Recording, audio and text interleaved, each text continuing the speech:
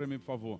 João 4,35, que diz lá: não dizeis vós que ainda há. Vamos lá, gente, me ajuda. Ou eu, porém,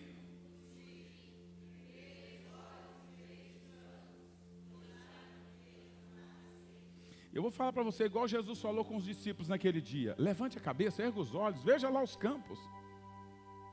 Os discípulos estavam dizendo: não está pronto ainda. Ainda tem 4 meses até a colheita, 120 dias. Nós estamos com folga, Jesus. Jesus disse: não é bem assim.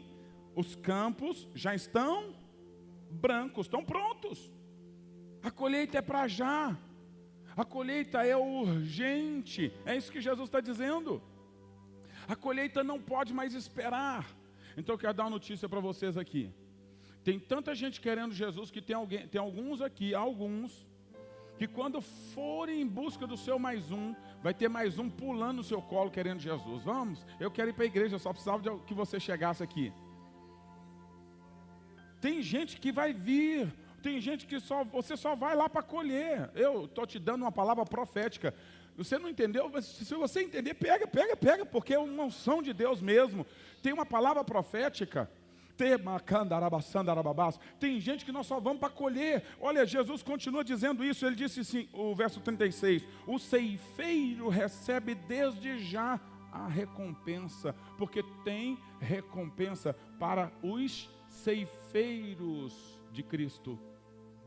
Os ceifeiros do reino de Deus têm recompensa para eles. Uma das recompensas está em João 15, verso 16. Eu li para vocês esse versículo, eu acho.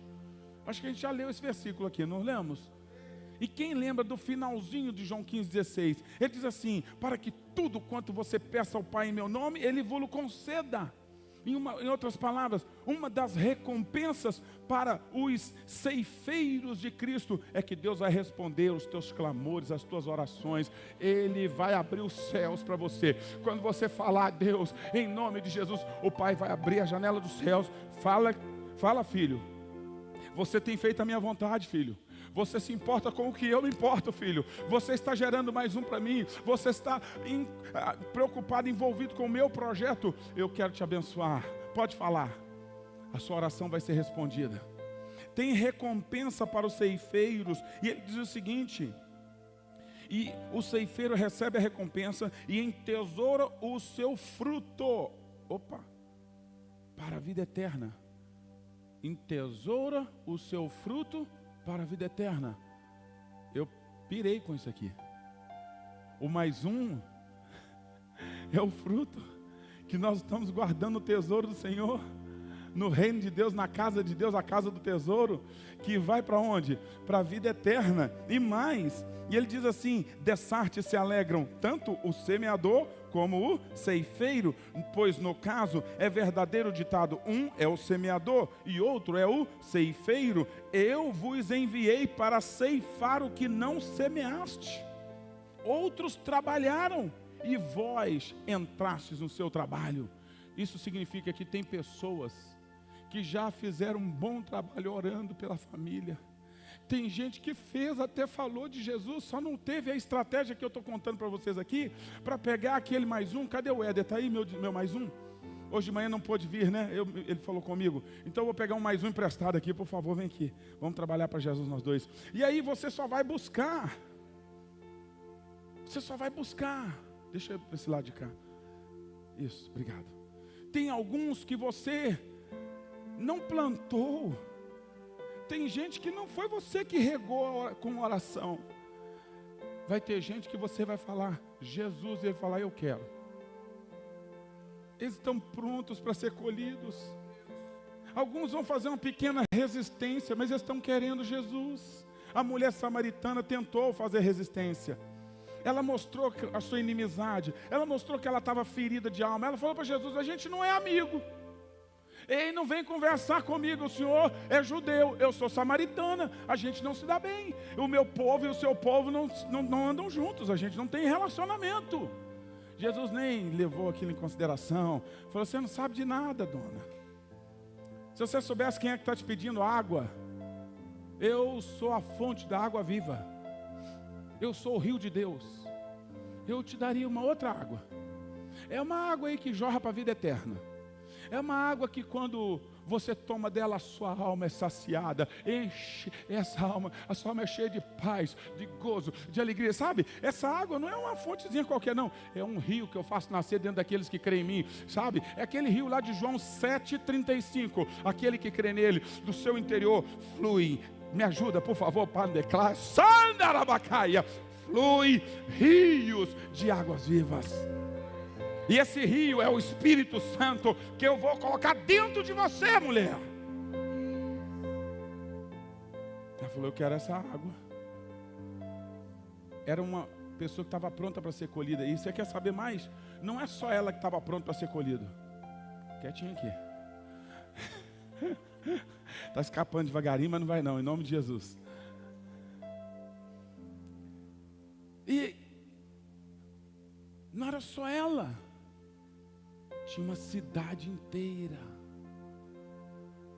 Uma cidade inteira. Quando aqueles homens foram a Jesus, eles falaram, nós cremos, me ajuda, vem comigo. Nós cremos agora, não só por causa dela, do testemunho da mulher samaritana, não só porque ela falou, agora nós temos visto e nós cremos que o Senhor Jesus verdadeiramente é o Filho de Deus que estava para vir. É a mais um de Jesus, no caso, aquela irmã, mulher samaritana, ganhando uma cidade inteira. Tem gente que nós só vamos lá para colher. Alguns vão ser mais difíceis, mas há outros que já estão preparados. É só você chegar lá e colher. Você vai entrar no trabalho de alguém que já trabalhou. E você vai colher e entesourar. Diga entesourar. Diga colher e entesourar. Sabe entesourar que você vai guardar. Guardar onde? Dentro da casa de Deus. Dentro dos tesouros de Deus. Isso aqui é um lugar de tesouros. E sabe qual é o maior tesouro que tem aqui? Olha do seu ladinho aí, você vai ver. Uma pérola preciosa do reino de Deus. Cada vida, cada alma no reino de Deus é um tesouro valioso. Amém, João? Tá difícil aqui, João? Tá tranquilo, né? O João é tímido, meu sobrinho, tá, gente? Bonitão pra caramba. Solteiro. Deus vai fazer a obra. Deixa esse assunto para depois, né, João? Senão você vai ficar mais vermelho. Obrigado, João. Depois a gente volta. Então, nós vamos colher. Agora, por que esse assunto de verso 35, João 4,35 é importante? Eu quero dar para vocês 4 meses no máximo. Diga comigo, 4 meses. Todos nós aqui vamos estar com mais um para Jesus. Apóstolo Raimundo, mas o senhor tem certeza disso? Sim, Jesus disse que os campos estão prontos. Está branco. Erga os olhos, olhe mais na frente, levante a cabeça, erga os olhos, erga os olhos. E aí os discípulos não estão entendendo. Jesus está falando o seguinte, vocês não estão vendo não? Olha lá, está chegando lá, olha lá. Jesus estava levantando os olhos e olhando lá na frente. O que ele está vendo? Ele está vendo então uma mulher chegando lá com uma multidão de homens para Deus. Uma mulher conduzindo uma multidão de homens. Jesus estava assim, vocês não estão vendo eles lá não? Estão chegando, ó. Levanta os olhos, veja lá eles. Estão chegando. Eu quero te chamar a ter uma visão de fé. Erga os olhos.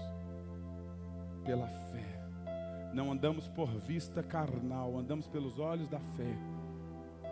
2 Coríntios 5, verso 7. Não andamos por vistas, mas por fé.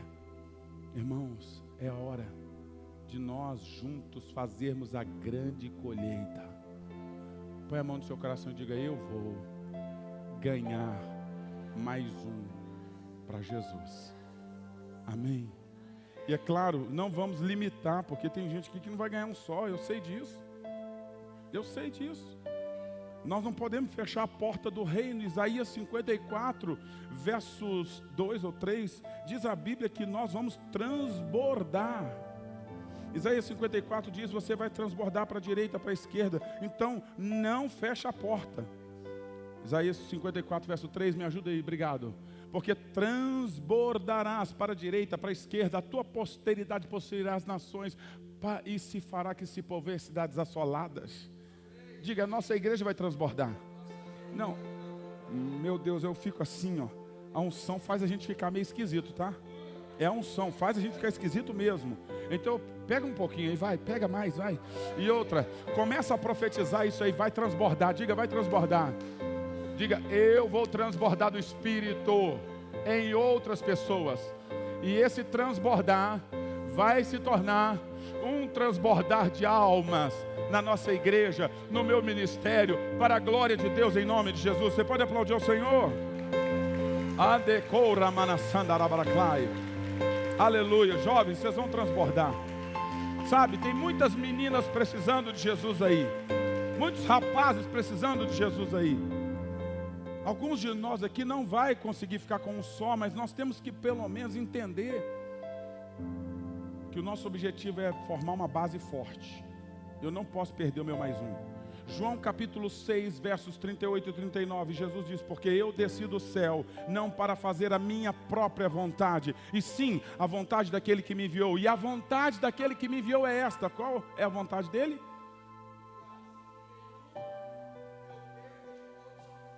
Vamos de novo, qual é a vontade de Deus? Que nenhum. Então nós não vamos perder mais ninguém. Olha, eu quero te incentivar a não aceitar perda mais. Eu duvido que se Jesus estivesse aqui, e você que está sentadinho aqui, e ele fosse o seu pastor, você quisesse se desviar, eu duvido que Jesus ia falar assim, bom, isso aí não quer nada não. O que vocês acham que Jesus faria?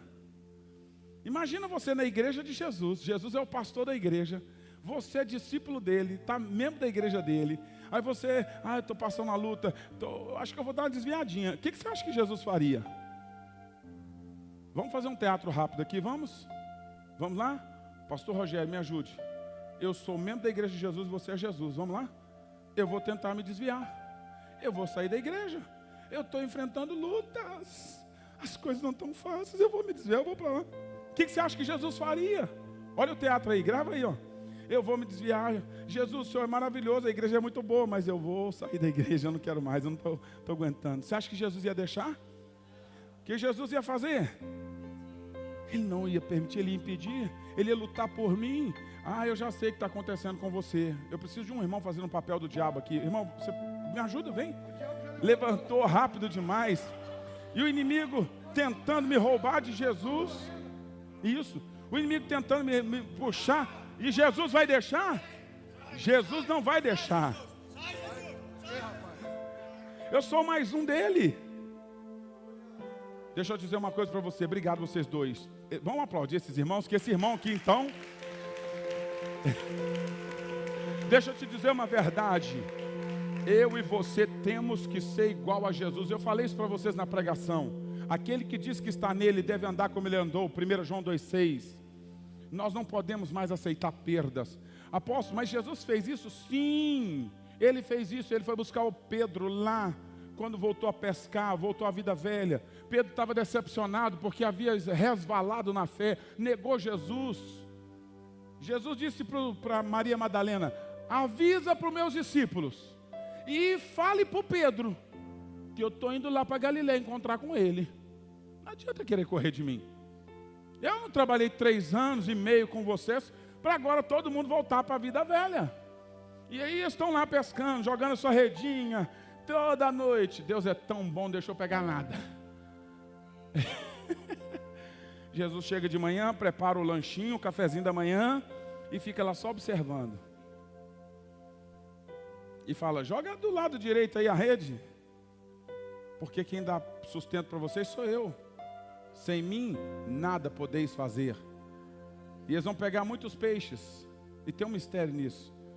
Mas quando eles percebem a voz, quem é que está lá? O João identificou logo. Porque Jesus não chama só de amigos mais. Jesus não chama apenas de meus discípulos. Ele não chama de servos. Ele diz, filhos! Filhos! Filhos!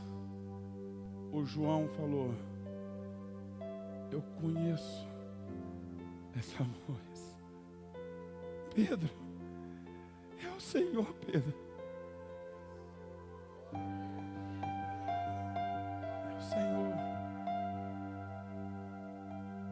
Jesus não aceita perder ninguém. Nessa manhã Deus vai colocar no nosso coração não aceitarmos mais as perdas, principalmente para o inferno.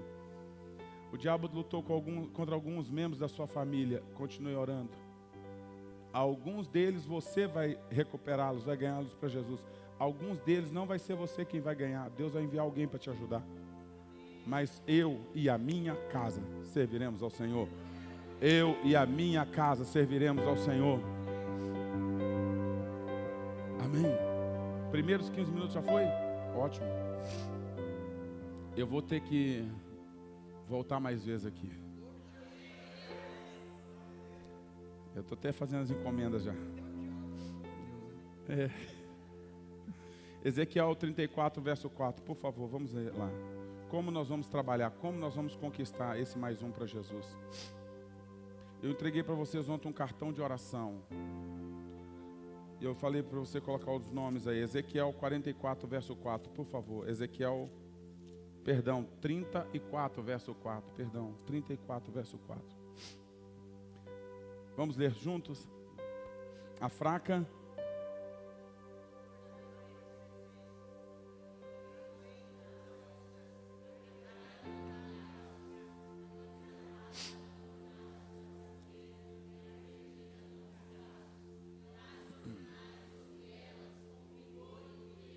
Só as mulheres, por favor, porque as irmãs têm uma leitura fenomenal. Vamos lá, só as irmãs, 1, 2, 3 e... A fraca.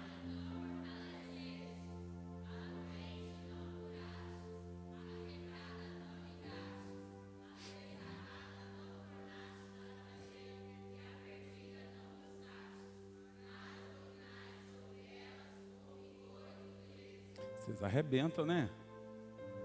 Eu não quero confusão no arraial de Deus, mas vou dar uma chance para os irmãos agora, tá? Os irmãos, vamos lá, 1, 2, 3 e... A fraca.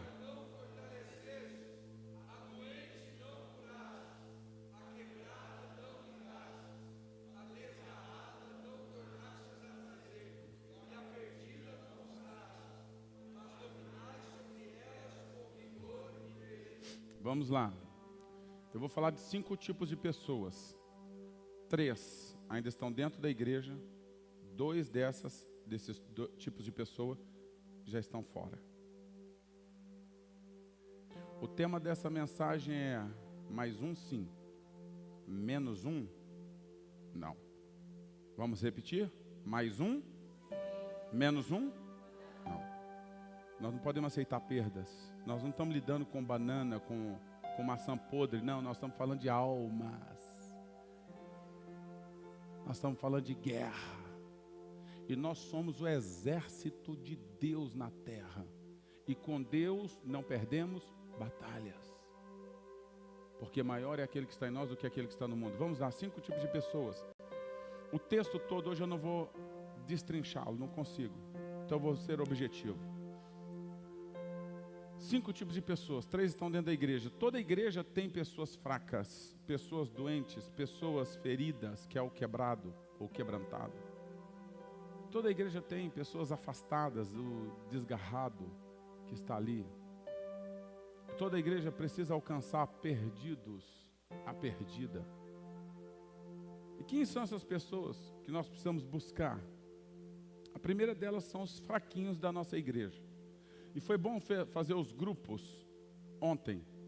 E você precisa entrar num dos grupos. Porque cada grupo vai se organizar para buscar, debaixo do comando que o pastor Rogério Fontelas vai dar para vocês. Nós vamos buscar essas pessoas. Vamos olhar para dentro da igreja primeiro. Porque todas as vezes que nós falamos em conquistar almas, o inimigo, ele, na verdade, não é, tem alguns dentro da igreja que precisam ser ajudados. Se a gente só pensa em ganhar novos e nunca olha para os fraquinhos que já estavam conosco, imagina, a gente é um exército que sempre deixa os feridos para trás. Alguns já dizem isso da gente, que a igreja é o único exército que deixa os seus feridos para trás. Então a fraca, sabe o que é uma fraca? É uma pessoa que ela está num momento difícil, ela está desanimada. Toda igreja tem isso. Numa igreja em células, numa célula tem pessoas fracas. Numa igreja, numa comunidade como essa, tem pessoas que estão fracas agora na fé. É alguém que vacilou, é alguém que deu ouvidos a uma coisa que não devia ouvir, é alguém que não deveria ouvir, é alguém que não está no melhor momento deles, são os fraquinhos. E nós precisamos ajudar esse irmão fraquinho, porque nós, é claro, não vocês aqui, é um outro pessoal, nós temos a tendência a sermos muito críticos. A gente tem um dedo acusador muito forte. Então, se uma pessoa não está bem, a gente diz, esse irmão não quer nada. E é fácil pisar no fraco.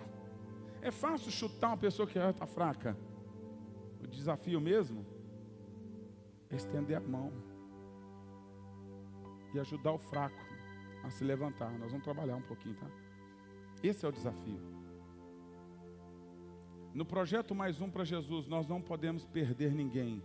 Mais um sim, menos um não. Um olhar para dentro da igreja, o primeiro olhar é para dentro da comunidade. Então, nosso primeiro passo, obrigado de novo, é olhar para dentro. Nós vamos identificar quem são os fraquinhos da nossa igreja, que nós precisamos ir e fazer uma visita amigável, como família de Cristo, como irmãos, e falar, irmão, vim tomar um café contigo. E alguns casos, é claro, alguns casos, nem sempre tem que marcar muito, não. Pode chegar de surpresa. Apóstolo, mas você não acha muito indelicado? Irmão, Jesus fez algumas vezes isso. Ele fez isso. Ele não marcou a hora que estava aí, não. Ele simplesmente chegou e disse, olha, eu vim fazer uma visita na sua casa. Ele não falou para Zaqueu, por favor, Zaqueu, eu queria muito até dormir na sua casa, eu quero jantar, quero comer e vou dormir lá. Vou pousar lá, mas eu preciso ver se tem disponibilidade. Zaqueu, veja lá com a sua esposa, se ela permite, e também eu tenho mais 12 discípulos que vão comigo. Eu não vi ele marcando. Eu vi um Zaqueu numa árvore, no texto bíblico, Lucas capítulo 10, aliás, Lucas 19. O senhor Zaqueu está numa árvore, querendo ver Jesus, e Jesus fala, aqui, desce daí, porque hoje a janta é lá na sua casa. E me convém. Não sei se convém a você, mas convém a mim jantar lá, pousar lá. E Zaqueu, vamos, estou muito feliz por isso, eu só queria te ver. E quando muita gente estava criticando ainda, Jesus foi para a casa de Zaqueu. Então algumas dessas pessoas que nós vamos fazer uma visita, pode ser que seja aquela visita surpresa. É o pegar no pulo do gato, como diz o pessoal aí fora. E você vai fazer uma visita para esse irmão, uma visita com propósito, porque primeiro nós vamos orar por eles. Como que a gente prepara esse terreno? 30 dias de oração, os 21 dias, oração, oração, oração, oração. Fale para ele, fale de Jesus, aliás, fale dele para Jesus, fale do seu mais um para Cristo, converse com Deus sobre ele, converse normal, fala Jesus, ele está afastado, Senhor, não sei o que está acontecendo com ele, Pai, mas eu, no nome de Jesus, eu te apresento esse meu irmão. Sabe, nós estamos conversando com o nosso Abba, nosso papai. Mandecá, suriderrai, mandeclore andarai. Conversa com ele, ou com Jesus sobre ele. E depois de um período de oração, nós vamos partir para a prática. Porque se a gente ficar só no monte da oração, oh meu Deus faz, e não formos até a pessoa, nós vamos fazer só uma parte do trabalho. Então nós vamos aprender a evangelizar. Isso vai nos tirar também das quatro paredes da igreja, porque isso aqui não é uma fortaleza. A gente não está preso aqui. Mas muitos crentes parece que estão fechados dentro da igreja. A igreja é maravilhosa, a gente fica muito confortável, mas nós também precisamos ir. Lembra do ID? Eu te fiz, eu te escolhi para você ir. Então, nesse projeto mais um, eu estou ajudando você a cumprir o ID.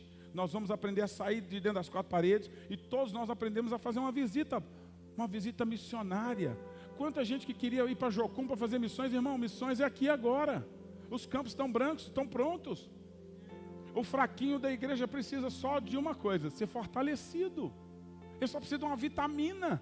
Ele precisa de um ânimo. Ele precisa de alguém que chega com ele e diga, irmão, nós viemos aqui te visitar, cara. Você é tão importante. Estamos sentindo saudades de você. Cara, nós lá na igreja estamos orando por você, inclusive. E nós viemos fazer uma visita para ti. Isso é muito importante. Cara, você não tem noção como a gente está sentindo sua falta. E ó, eu trouxe aqui para você hoje, até um cartãozinho aqui, tá? Você vê aqui que nós estamos orando. E Deus tem me falado muito sobre você nesses dias. Eu sei que as lutas vêm, a gente tem momentos difíceis, mas Deus é maior na nossa vida, tá bom, João? Então, João, vamos orar agora.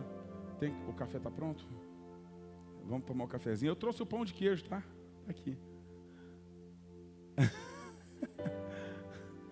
Então, nós vamos nos alegrar no Senhor, ter comunhão. Leve mais irmãos da igreja.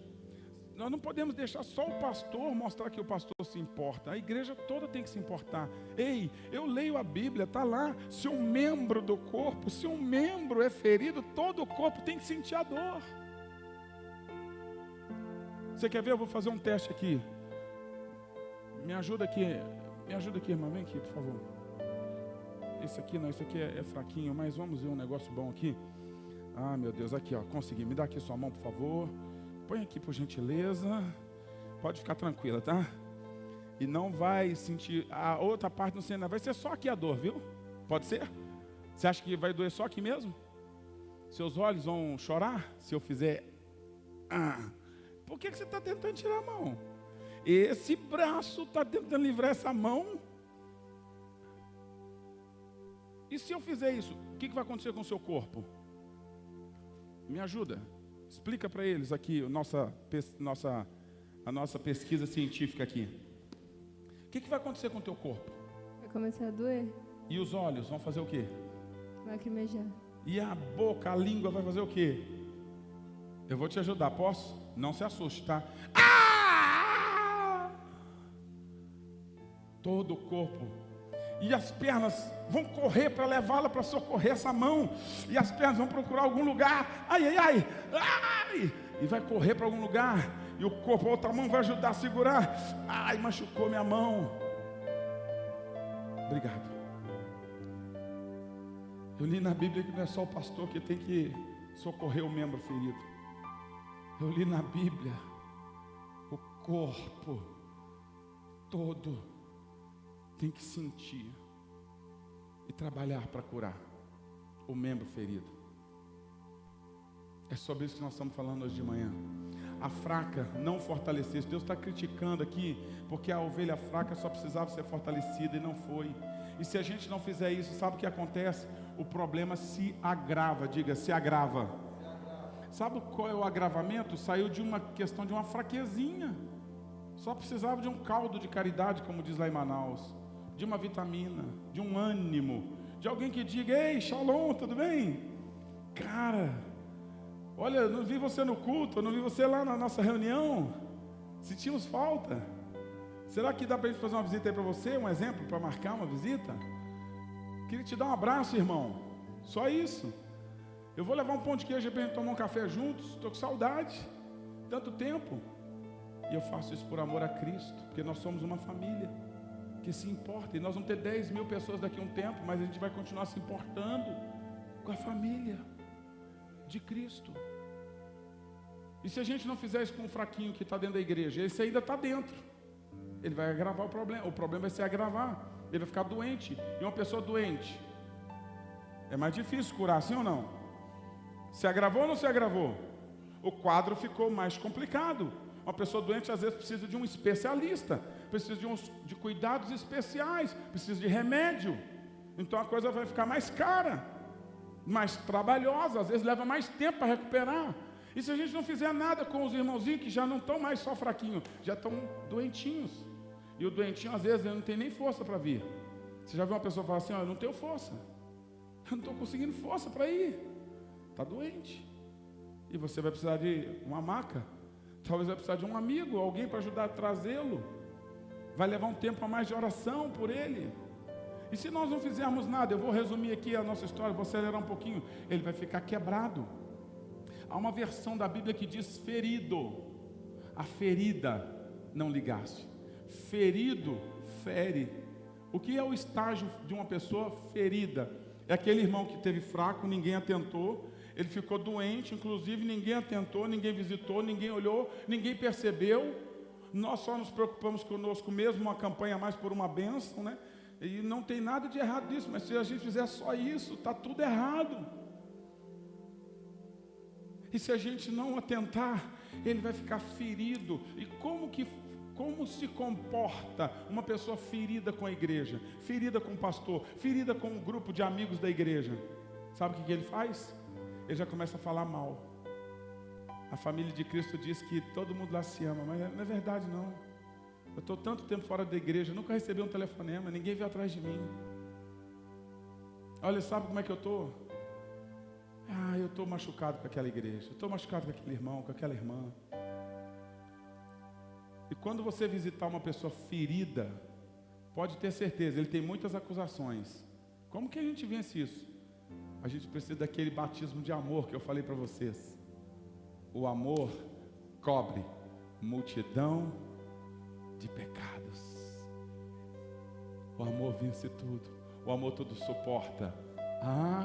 O amor tudo crê. O amor espera. O amor é paciente, é bondoso. Não tem algum problema lá de ser acusado e querer dar uma outra acusação em cima. Não, mas você também, não sei o que, não. Essa é a tática que o diabo quer usar. Você pode dizer para esse irmão, é verdade, a igreja tem muitas falhas. Nós temos muitas falhas. Mas eu estou aqui. Eu vim em nome de Jesus. Eu vim para te restaurar. Eu vim porque você é importante. Eu sei que a gente tem muitos erros, mas olha, a gente tem que perdoar uns aos outros. Eu não estou falando de visita de bajulação, não. Preste bem atenção. Eu estou falando de uma visita séria, onde você vai orar por ele, vai pôr a mão na cabeça, se precisar jogar óleo na cabeça e diga para ele, filho, você vai levantar em nome de Jesus. Não adianta você ficar nessa. O céu não entra magoado. A Bíblia fala que a gente se ofende mesmo. Está escrito na Bíblia que a gente vai ofender um ao outro. Isso acontece, isso é corpo. Nós somos família. Você nunca teve problema dentro da sua família? Você nunca brigou com o irmão dentro de casa? Nunca puxou o cabelo da irmã? Isso acontece em família. Mas a gente não pode ficar se odiando, a gente tem que se perdoar e se amar. A família precisa continuar. E principalmente a família de Cristo. Então eu vim te buscar. Porque o ferido vai dizer, não quero. Estou com nojinho, não quero. Estou magoadinho. Irmão, você vai sim. Porque tem gente que a gente convida. Lucas 14. Tudo que eu falo eu vejo na Bíblia, tá? Lucas 14. A parábola das bodas. Jesus diz, convide. Então esse é o primeiro nível. No segundo nível ele diz, traga-os. Mais 15. Esse relógio seu não está certo não. Esse relógio seu está certo? Conversa com ele aí para mim, porque o relógio dele já foi 30 minutos. Que relógio engraçado. Está muito rápido. Vamos lá, voltando para o assunto. Em Lucas capítulo 14, tem 3 níveis de convites, para você trazer pessoas para Cristo. Primeiro, Lucas 14, as bodas do Cordeiro. Jesus diz, primeiro, convide-os. E o servo foi lá e os convidou, mas eles não foram. Jesus disse, vá lá agora e traga-os. Não é mais convidar, é trazer. É outro nível. Jesus não disse, não pergunte se ele quer vir. Vá lá agora pelos becos da cidade e traga todos que querem, os perdidos, as prostitutas, os drogados, traga-os. Mas quando o servo volta e diz para o seu senhor, e o senhor lá é o próprio Deus, ele diz, a casa está cheia, está bonito, mas ainda tem lugar lá? Tem lugar ainda.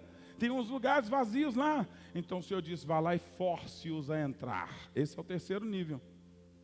Sabe como é que força alguém a entrar? Você ainda quer participar do teatro comigo? Vem para cá, por favor. Sei que você luta jiu-jitsu, mas por favor, nada de violência, tá? Eu só vou fazer um teste com você. Você vai, e nós vamos, e com a bênção de Deus, hoje você vai ser muito tocado por Jesus lá na nossa igreja. Você vai forçando, faz de conta que você não quer vir.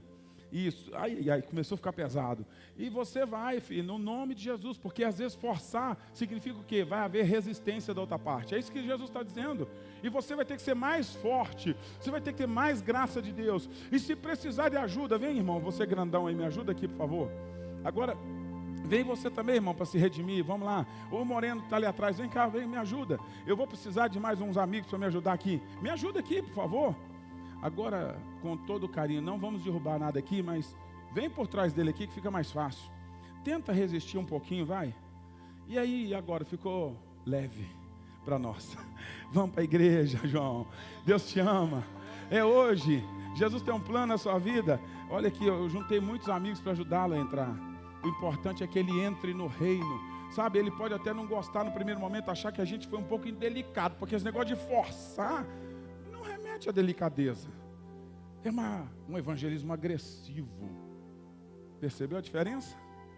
Jesus é quem disse, force-os a entrar. E ele pode até no primeiro momento falar assim, nossa, foi muito forte aquilo lá, não sei o quê. Mas quando ele estiver no reino, ele vai dizer, graças a Deus, porque vocês me colocaram para o reino. Eu não vou para o fogo do inferno. Pode ser que tenha alguém lá no fogo do inferno agora dizendo, oxalá que tivesse me forçado a entrar no reino. Oxalá que meu pai e minha mãe tivessem brigado comigo para eu ir para a igreja. Eu não estaria aqui agora no fogo do inferno, talvez gritando e culpando papai e mamãe, que sempre deixavam os filhos em casa, no conforto do celular e da babá eletrônica chamada televisão e internet. Talvez tenha alguns lá no inferno dizendo agora, quem dera se meu pai brigasse comigo, eu tivesse ido para a igreja, nem que fosse brigado, e permanecesse no reino. Porque aqui, Deus vai falar com você em algum momento.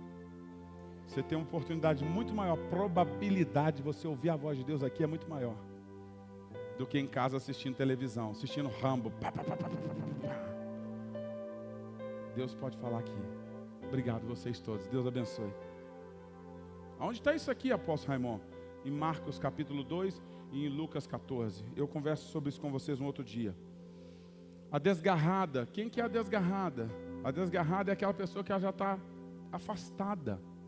Nem todo afastado é um desviado declarado. Eu vou repetir. Nem toda pessoa afastada da igreja está assumidamente desviada do evangelho. Tem gente que até não está vindo mais. Tem gente que talvez não venha há 3 meses. Mas ele não diz assim, eu estou desviado. Ele diz assim, eu não estou indo para a igreja.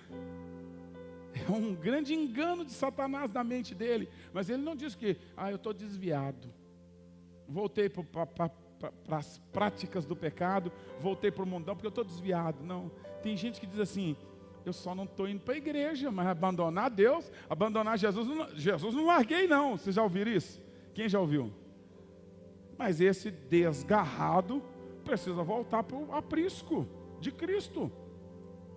É uma ovelha que está em grande risco.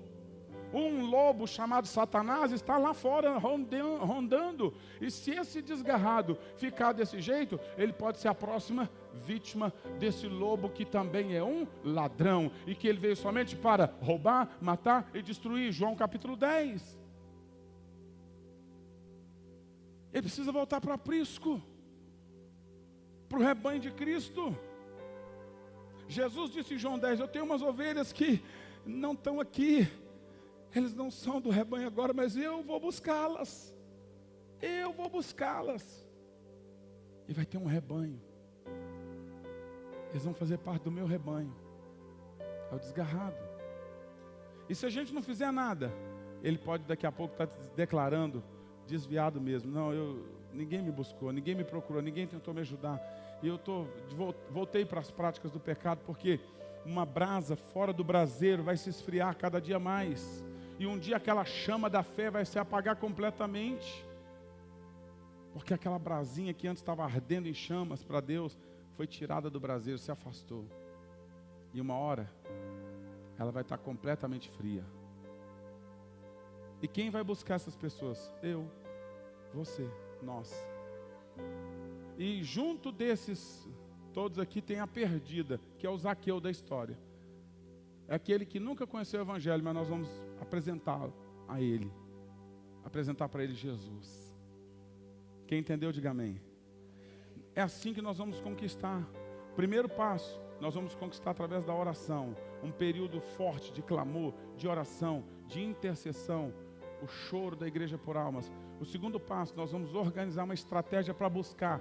Quem nós vamos buscar primeiro? Aqueles que estão no nosso meio, que ainda são dos nossos vínculos, dos relacionamentos da igreja, mas que a gente não vê mais aqui. Estava aqui o ano passado, mas não está esse ano. Estava aqui nos últimos 6 meses, já faz um tempo que a gente não os vê.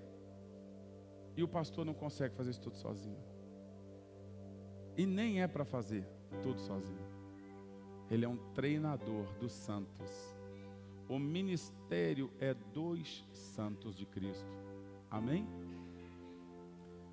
Uma outra parte da estratégia, eu vou passar para você, tá? Mas deixa eu te falar 3 coisas, aliás 4. A primeira delas tem a ver com o mover da oração.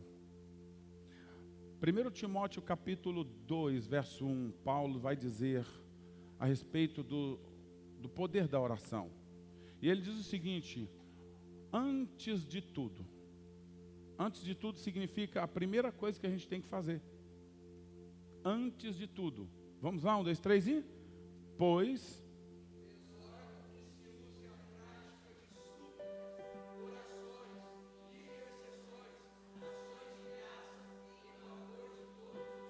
Então nós devemos orar por todos os homens. Devemos orar também, verso 2, por quem? Também devemos orar pelos reis. Para quê? Com toda. Verso 3. Isto é bom e aceitável diante de Deus nosso Salvador. Verso 4. O qual...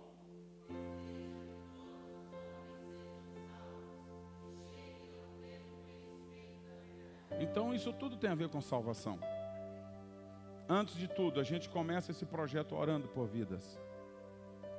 E dentro do projeto Orar por Vidas, é bom ter um tempo, até mesmo se possível nos cultos, para orar pelo seu mais um. Você vai levantar o cartão e vai orar por eles. Pela salvação. É um tempo de batalha. Orar numa vigília de oração, uma vez no mês, por isso. Isso é importante. A intercessão a favor de vidas para o reino de Deus. A oração é a chave do avivamento. Existe algo que Deus compartilhou comigo há um tempo atrás. Esse projeto começa com oração. Primeiro, orando. Outra questão, nós podemos fazer uma vigília de oração por salvação de almas. Essa vigília como funciona? Se nós queremos gerar 100 novas almas nos próximos 4 meses, 100 horas de oração por 100 novas almas para Jesus. Isso pelo menos uma vez no mês. Como a gente vai orar 100 horas de oração? Coloca 100 irmãos aqui numa vigília, 1 hora de oração, 100 horas de oração. Subiu. 100 horas de cada um dos irmãos, 100 pessoas orando. 100 horas de oração subiram. Mas se não tiver 100 na vigília, tiver 50, ora 2 horas, subiu 100 horas de oração. E se tiver menos ainda, vai ficar mais pesado para aqueles irmãos. Mas nós somos um corpo. E como que a gente vai executar esse projeto de conquistar? Primeiro, oração. Preste atenção. Jesus não mandou os 12 sem o poder do Espírito Santo. Eu citei muitas das coisas que eu estou pregando aqui agora, eu já citei nas mensagens passadas. Primeiro, ele mandou eles orarem, até que do alto eles fossem revestidos de poder. Lucas 24, 49. Ficai, pois, em Jerusalém, e orem, e busquem o poder do Espírito Santo. Vocês precisam ser revestidos de poder. Como que a gente vai fazer visitas? Isso. Vocês vão ficar lá, permaneçam na cidade, até que do alto sejais revestidos de poder. Como que nós vamos visitar pessoas, expulsar demônios, curar enfermos, se nós estivermos vazios, se não tivermos fogo do Espírito dentro de nós? A gente nem vai fazer oração com ousadia, demônio, sai dele. Porque quem não está ousado na unção, não faz isso. Então nós precisamos orar. Por que a vigília de oração é importante? Pode ser marcada uma vigília, uma por mês, para orar por salvação. Porque a gente faz muita oração por coisas. Mas Deus quer ver o choro da igreja por almas. O choro da igreja, de mães que oram pelos filhos. Mães de joelhos, filhos de pé. E não pode ser só as irmãs, tem que ter os irmãos também. Agora preste atenção. Depois da vigília de oração, naquela semana, um exemplo que a vigília aconteceu nessa sexta-feira, e nós ficamos aqui orando 2, 3 horas por almas. Como que faz essa vigília de oração? É simples. Diga comigo: oração, adoração e palavra. De novo, oração, adoração e palavra. Como que funciona isso, apóstolo Raimundo? Me dá os detalhes, é simples. A vigília vai começar, um exemplo, 10 da noite naquele dia, uma mini vigília, começando 10 horas da noite. A gente vai ter um momento aqui, onde o pastor vai dar abertura, dar um texto, uma palavra, e nós vamos começar a orar, meia hora de oração, para não cansar os irmãos demais, meia hora, sobe a oração. Vamos orar pelo nosso mais um agora. Vamos orar pela salvação da nossa família. E aí vem um obreiro e se desgasta aqui. 10 minutos, dá o microfone para o outro. 10 minutos, dá o microfone para o terceiro. Meu Deus, não sei o quê. Agora sobe a adoração. Vamos lá, sobe a adoração. A Ele a glória, sobe a adoração. Canções de exaltação. A Ele a glória. Por que adoração, apóstolo Raimundo? Para limpar os céus dos principados e potestades. Adoração é a maior arma de batalha espiritual que existe. Quando nós adoramos, Deus nos dá vitória nas batalhas. Onde está isso, apóstolo Raimundo? 2 Crônicas, capítulo 20. O rei Josafá colocou os adoradores na frente. Enquanto eles adoravam, Deus fez que os inimigos atacassem uns aos outros e eles foram desbaratados, destruídos. Quando nós adoramos, Deus vem, Deus habita no meio dos louvores do seu povo. Quando nós adoramos, a glória de Deus enche a casa. Amém? Subiu meia hora de louvor, então a gente sobe mais meia hora de intercessão. Vamos orar pela cidade, vamos orar pelas autoridades. Onde está isso? Nós lemos 1 Timóteo capítulo 2. Eu quero o prefeito dessa cidade para Jesus. Eu quero o pobre, mas quero o rico também. Eu quero a pessoa que não tem tanta influência, mas eu quero o homem de influência da cidade para Jesus. Os professores, as autoridades civis, as autoridades governamentais, todos eles para Cristo. E nós vamos orar a Deus. Tem alguns que estão nos nossos cartões e tem gente que a gente nem colocou aqui. Então traga-os também, Pai. Os empresários para Cristo. E alguém orou. Terminou? Sobe a adoração. Sobe a adoração. Ao Rei dos Reis consagro. Louvores de exaltação. Exaltação. Ao único que é digno de receber. O nome dele é Jesus. Toda honra, glória e louvor. Profetizando céus de salvação nesse lugar. Você imagina as igrejas no Projeto Mais Um, tudo fazendo isso aí uma vez no mês. Vigílias de oração por salvação de almas. Orando pela consolidação. Terminou mais meia hora de louvor, de adoração. Vem um homem de Deus dar uma palavra de consolidação para os crentes. Por que essa palavra é importante? Porque nós vamos na outra semana fazer a semana de visitação. Eu já vou falar sobre ela. Quando enviar vocês para a semana de visitação, todo um projeto organizado de conquista de almas, vocês estão empoderados da unção. E aí o pastor vai falar, nós vamos visitar pessoas. Prepare o seu kit. O kit do Rambo de Jesus, lembra do kit do Rambo de Jesus? Óleo da unção no bolso. Lembra? Eu contei para eles, meus irmãos, eles não estavam aqui não. O Rambo no filme lá, ele amarrando a faixa, amarrando. Aí você pega seu óleo da unção, coloca aqui. Pega a sua biblona, que a biblona é maior ainda, porque às vezes ajuda, né? Não se vergonhe do evangelho. E coloca aqui. E o seu time de conquistadores de almas que vão te ajudar, amém. E nós vamos fazer a semana de visitação. E na semana de visitação, nós vamos para colher. Nós não vamos para brincar. E o objetivo da semana de visitação, e o pastor empoderou, explicou como vai acontecer, orou por você. Na semana de visitação, o objetivo não é levar tudo só na casa da pessoa. Não é deixar tudo lá de mão beijada, fazer tudo e deixar. Não, nós viemos aqui a gente ora, aqui a gente profetiza. Fazemos tudo por você, você nem precisa se preocupar de ir para a igreja. Não. Tem coisas na Bíblia que a gente não tem entendimento do que aconteceu. Quem lembra daquele episódio da multiplicação dos pães e peixes que a gente prega tanto sobre ele? Quem lembra? Alguns teólogos dizem que tinha até 30 mil pessoas ali. Alguns mais tímidos dizem 20, 25 mil. Os mais tímidos ainda chegam a dizer 15 mil. Mas 15 mil é muita gente ainda. Eu vou ser equilibrado. Vamos ficar com uns 20 a 25 mil pessoas ali. É muita gente. A pergunta é como Jesus ajuntou tanta gente.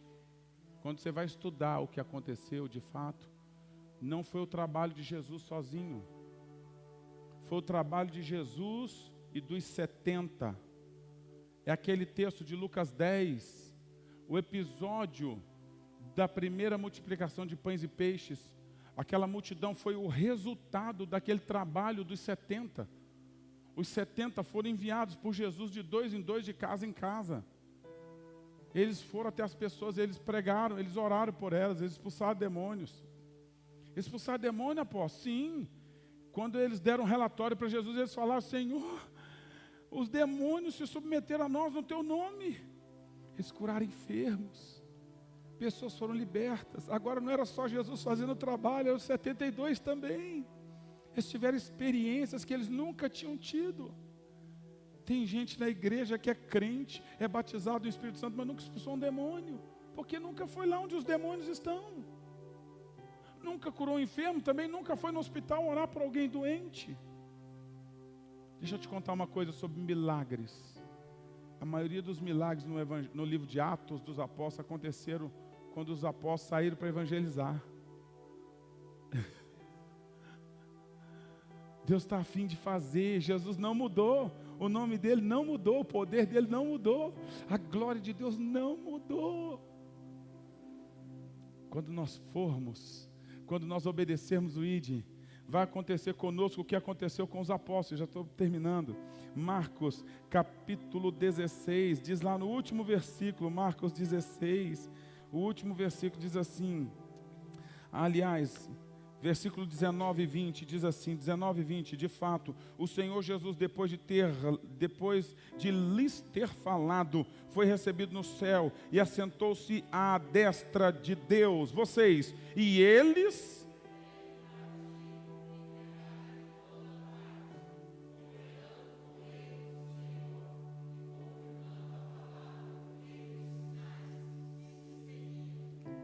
O Senhor confirmou a palavra por meio de sinais, porque eles foram pregando, porque eles saíram para fazer o que Jesus mandou.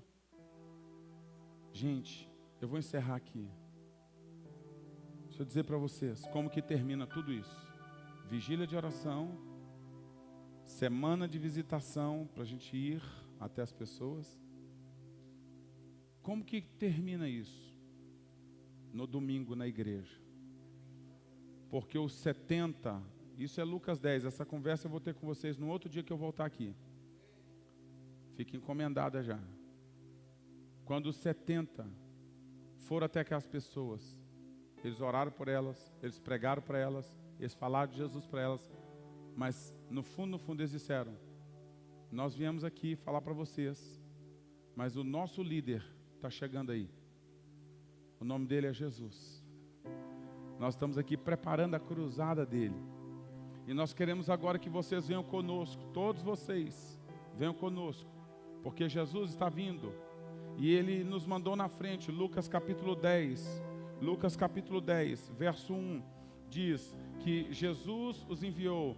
Depois disso o Senhor designou outros 70. E os enviou de 2 em 2. Para que o precedessem. Fossem na frente. Em cada cidade e lugar onde estava para ir.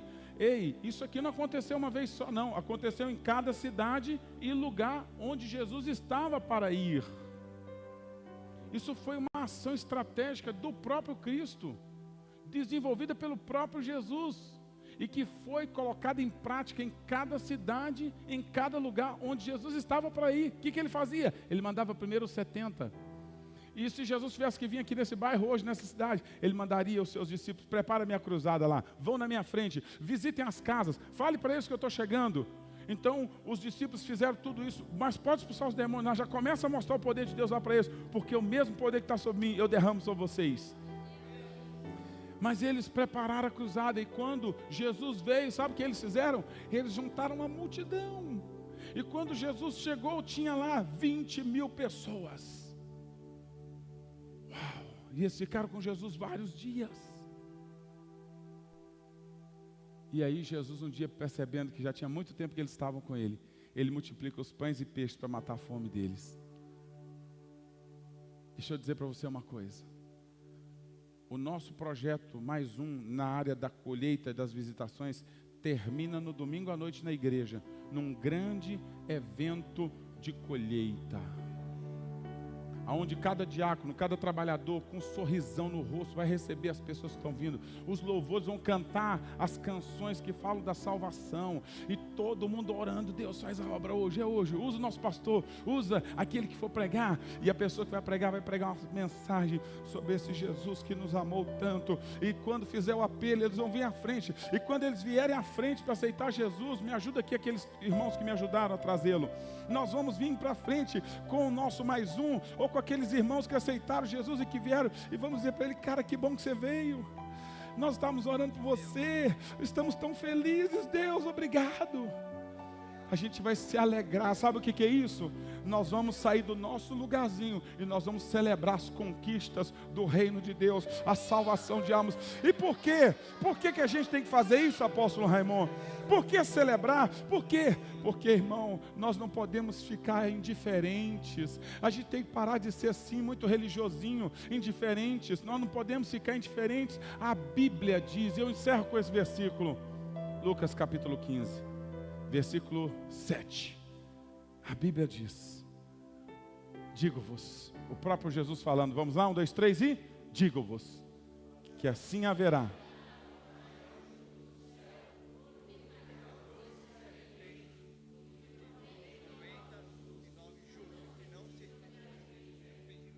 um só, pode ser uma alma só, pode ser um só,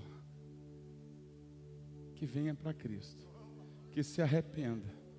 Sabe o que ele faz? Ele faz o céu entrar em festa,